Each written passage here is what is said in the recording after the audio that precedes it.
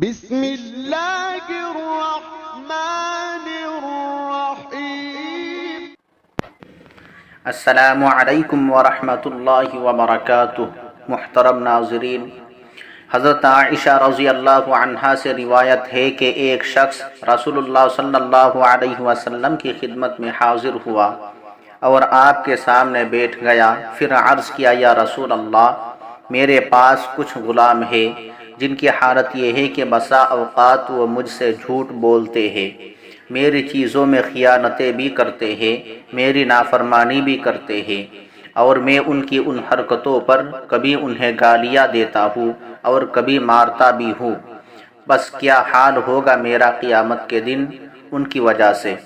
یعنی اللہ تعالی میرا اور ان کا فیصلہ کس طرح فرمائے گا؟ رسول اللہ صلی اللہ علیہ وسلم نے اس کے جواب میں فرمایا کہ تمہارے ان غلاموں نے تمہاری جو خیانت اور نافرمانی کی ہوگی اور تم سے جو جھوٹ بولے ہوں گے اور پھر تم نے ان کو جو سزائیں دی ہوگی، قیامت کے دن ان سب کا پورا حساب کیا جائے گا۔ بس اگر تمہاری سزا ان کے قصوروں کے بقدر ہی ہوگی تو معاملہ برابر پر ختم ہو جائے گا، نہ تم کو کچھ ملے گا اور نہ تمہیں کچھ دینا پڑے گا، اور اگر تمہاری سزا ان کے قصوروں سے کم ثابت ہوگی تو تمہارا فاضل حق تمہیں وہاں ملے گا، اور اگر تمہاری سزا ان کے قصوروں سے زیادہ ثابت ہوگی تو تم سے اس کا بدلہ اور قصاص ان کو دلوایا جائے گا۔ جب اس شخص نے رسول اللہ صلی اللہ علیہ وسلم کا یہ جواب سنا تو آپ کے پاس سے ایک طرف کو ہٹ کر رونے اور چلانے لگا، یعنی قیامت کے اس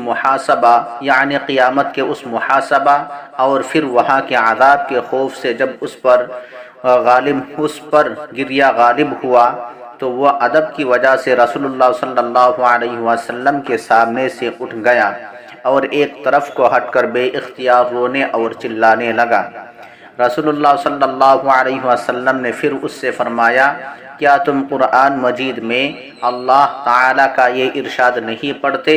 اور ہم قائم کریں گے قیامت کے دن انصاف کی میزانیں، پس ظلم نہیں ہوگا کسی نفس پر کچھ بھی، اور اگر ہوگا کسی کا عمل یا حق رائے کے ایک دانے کے برابر حاضر کریں گے ہم اس کو بھی،